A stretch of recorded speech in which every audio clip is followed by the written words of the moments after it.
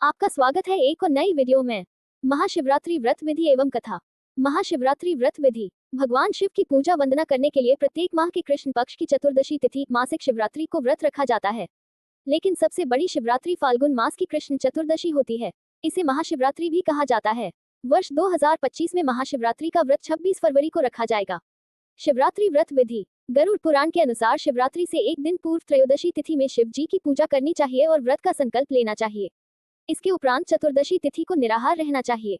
महाशिवरात्रि के दिन भगवान शिव को जल चढ़ाने से विशेष पुण्य प्राप्त होता है। शिवरात्रि के दिन भगवान शिव की मूर्ति या शिवलिंग को पंचामृत से स्नान कराकर ओम नमो नमः शिवाय मंत्र से पूजा करनी चाहिए। इसके बाद रात्रि के चारों प्रहर में शिव जी की पूजा करनी चाहिए और अगले दिन प्रातः काल ब्राह्मणों को दान दक्षिणा देकर व्रत का पारण करना चाहिए। गरुड़ पुराण के अनुसार इस दिन भगवान शिव को बिल्व पत्र अर्पित करना चाहिए। भगवान शिव को बिल्व पत्र बेहद प्रिय हैं। शिव पुराण के अनुसार भगवान शिव को रुद्राक्ष, बिल्व पत्र, भान, शिवलिंग और काशी अति प्रिय हैं। महाशिवरात्रि की कथा पूर्व काल में चित्रभानु नामक एक शिकारी था। जानवरों की हत्या करके वह अपने परिवार को पालता था। वह एक साहूकार का कर्जदार था, लेकिन उसका ऋण समय पर न चुका सका। क्रोधित साहूकार ने शिकारी को शिवमठ में बंदी बना लिया। संयोग से उस दिन शिवरात्रि थी। शिकारी ध्यानमग्न होकर शिव संबंधी धार्मिक बातें सुनता रहा। चतुर्दशी को उसने शिवरात्रि व्रत की कथा भी सुनी। शाम होते ही साहूकार ने उसे अपने पास बुलाया और ऋण चुकाने के विषय में बात की। शिकारी अगले दिन सारा ऋण लौटा देने का वचन देकर बंधन से छूट गया। अपनी दिनचर्या की भांति वह जंगल में शिकार के लिए निकला, लेकिन दिन भर बंदी गृह में रहने के कारण भूख प्यास से व्याकुल था। शिकार खोजता हुआ वह बहुत दूर निकल गया। जब अंधकार हो गया तो उसने विचार किया कि रात जंगल में ही बितानी पड़ेगी। वह वन एक तालाब के किनारे एक बेल के पेड़ पर चढ़कर रात बीतने का इंतजार करने लगा। बिल्व वृक्ष के नीचे शिवलिंग था जो बिल्व पत्रों से ढंका हुआ था। शिकारी को उसका पता न चला। पड़ाव बनाते समय उसने जो टहनियां तोड़ी वे संयोग से शिवलिंग पर गिरती चली गई। इस प्रकार दिन भर भूखे प्यासे शिकारी का व्रत भी हो गया और शिवलिंग पर बिल्वपत्र भी चढ़ गए। एक पहर रात्रि बीत जाने पर एक गर्भिणी हिरनी तालाब पर पानी पीने पहुंची। शिकारी ने धनुष पर तीर चढ़ाकर ज्यों ही प्रत्यंचा खींची, हिरनी बोली, मैं गर्भिणी हूँ, शीघ्र ही प्रसव करूंगी। तुम एक साथ दो जीवों की हत्या करोगे, जो ठीक नहीं है। मैं बच्चे को जन्म देकर शीघ्र ही तुम्हारे समक्ष प्रस्तुत हो जाऊंगी, तब मार लेना। शिकारी ने प्रत्यंचा ढीली कर दी और हिरनी जंगली झाड़ियों में लुप्त हो गई। प्रत्यंचा चढ़ाने तथा ढीली करने के वक्त कुछ बिल्व पत्र अनायास ही टूटकर शिवलिंग पर गिर गए। इस प्रकार उससे अनजाने में ही प्रथम प्रहर का पूजन भी संपन्न हो गया। कुछ ही देर बाद एक और हिरनी उधर से निकली। शिकारी की प्रसन्नता का ठिकाना न रहा। समीप आने पर उसने धनुष पर बाण चढ़ाया। तब उसे देख हिरनी ने विनम्रतापूर्वक निवेदन किया, हे शिकारी, मैं थोड़ी देर पहले ऋतु से निवृत्त हुई हूँ, कामातुर विरहिणी हूँ, अपने प्रिय की खोज में भटक रही हूँ। मैं अपने पति से मिलकर शीघ्र ही तुम्हारे पास आ जाऊंगी। शिकारी ने उसे भी जाने दिया। 2 बार शिकार को खोकर उसका माथा ठनका। वह चिंता में पड़ गया। रात्रि का आखिरी पहर बीत रहा था। इस बार भी धनुष से लगकर कुछ बेलपत्र शिवलिंग पर जा गिरे तथा दूसरे प्रहर की पूजन भी संपन्न हो गई। तभी एक अन्य हिरनी अपने बच्चों के साथ उधर से निकली। शिकारी के लिए ये स्वर्णिम अवसर था। उसने धनुष पर तीर चढ़ाने में देर नहीं लगाई। वह तीर छोड़ने ही वाला था कि हिरनी बोली, हे शिकारी, मैं इन बच्चों को इनके पिता के हवाले करके लौट आऊंगी। इस समय मुझे मत मारो। शिकारी हंसा और बोला, सामने आए शिकार को छोड़ दूं, मैं ऐसा मूर्ख नहीं। इससे पहले मैं 2 बार अपना शिकार खो चुका हूँ। मेरे बच्चे भूख प्यास से व्यग्र हो रहे होंगे। उत्तर में हिरनी ने फिर कहा, जैसे तुम्हें अपने बच्चों की ममता सता रही है, ठीक वैसे ही मुझे भी।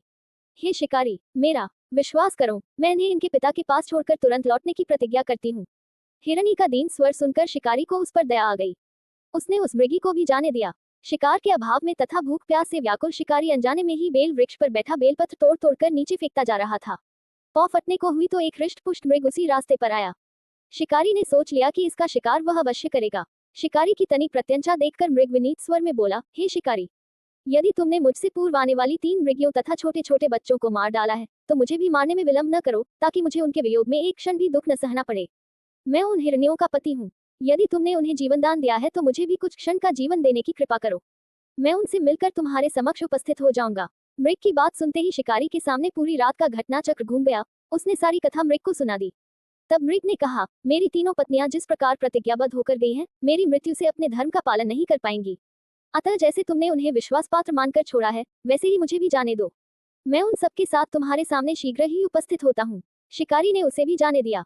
इस प्रकार प्रातः हो आए। उपवास, रात्रि जागरण तथा शिवलिंग पर बेलपत्र चढ़ने से अनजाने में ही पर शिवरात्रि की पूजा पूर्ण हो गई। पर अनजाने में ही की हुई पूजन का परिणाम उसे तत्काल मिला। शिकारी का हिंसक हृदय निर्मल हो गया। उसमें भगवत शक्ति का वास हो गया। थोड़ी ही देर बाद वह मृग सपरिवार शिकारी के समक्ष उपस्थित हो गया। ताकि वह उनका शिकार कर सके, किंतु जंगली पशुओं की ऐसी सत्यता, सात्विकता एवं सामूहिक प्रेम भावना देखकर शिकारी को बड़ी ग्लानि हुई। उसने मृग परिवार को जीवन दान दे दिया। अनजाने में शिवरात्रि के व्रत का पालन करने पर भी शिकारी को मोक्ष की प्राप्ति हुई। जब मृत्यु काल में यमदूत उसके जीव को ले जाने आए तो शिवगुणों ने उन्हें वापस भेज दिया तथा शिकारी को शिवलोक ले गए। शिव जी की कृपा से ही अपने इस जन्म में राजा चित्रभानु अपने पिछले जन्म को याद रख पाए तथा महाशिवरात्रि के महत्व को जानकर उसका अगले जन्म में भी पालन कर पाए। शिव कथा का संदेश। शिकारी की कथानुसार महादेव तो अनजाने में किए गए व्रत का भी फल दे देते हैं, पर वास्तव में महादेव शिकारी की दया भाव से प्रसन्न हुए। अपने परिवार के कष्ट का ध्यान होते हुए भी शिकारी ने मृग परिवार को जाने दिया। ये करुणा ही वस्तुतः उस शिकारी को उन पंडित एवं पुजारियों से उत्कृष्ट बना देती है जो कि सिर्फ रात्रि जागरण, उपवास एवं दूध, दही एवं बेलपत्र आदि द्वारा शिव को प्रसन्न कर लेना चाहते हैं। इस कथा में सबसे महत्वपूर्ण बात यह है कि इस कथा में अनजाने में हुए पूजन पर विशेष बल दिया गया है। इसका अर्थ यह नहीं है कि शिव किसी भी प्रकार से किए गए पूजन को स्वीकार कर लेते हैं अथवा भोलेनाथ जाने या अनजाने में हुए पूजन में भेद नहीं कर सकते हैं। वास्तव में वह शिकारी शिव पूजन नहीं कर रहा था। इसका अर्थ ये भी हुआ कि वह किसी तरह के किसी फल की कामना भी नहीं कर रहा था। उसने मृग परिवार को समय एवं जीवन दान दिया जो कि शिव पूजन के समान है। शिव का अर्थ ही कल्याण होता है। उन निरीह प्राणियों का कल्याण करने के कारण ही वह शिव तत्व को जान पाया तथा उसका शिव से साक्षात्कार हुआ। परोपकार करने के लिए महाशिवरात्रि का दिवस होना भी आवश्यक नहीं है। पुराण में 4 प्रकार के शिवरात्रि पूजन का वर्णन है। मासिक शिवरात्रि, प्रथम आदि शिवरात्रि तथा महाशिवरात्रि। पुराण वर्णित अंतिम शिवरात्रि है नित्य शिवरात्रि। वस्तुतः प्रत्येक रात्रि ही शिवरात्रि है अगर हम उन परम कल्याणकारी आशुतोष भगवान में स्वयं को लीन कर दें तथा कल्याण मार्ग का अनुसरण करें, वही शिवरात्रि का सच्चा व्रत है।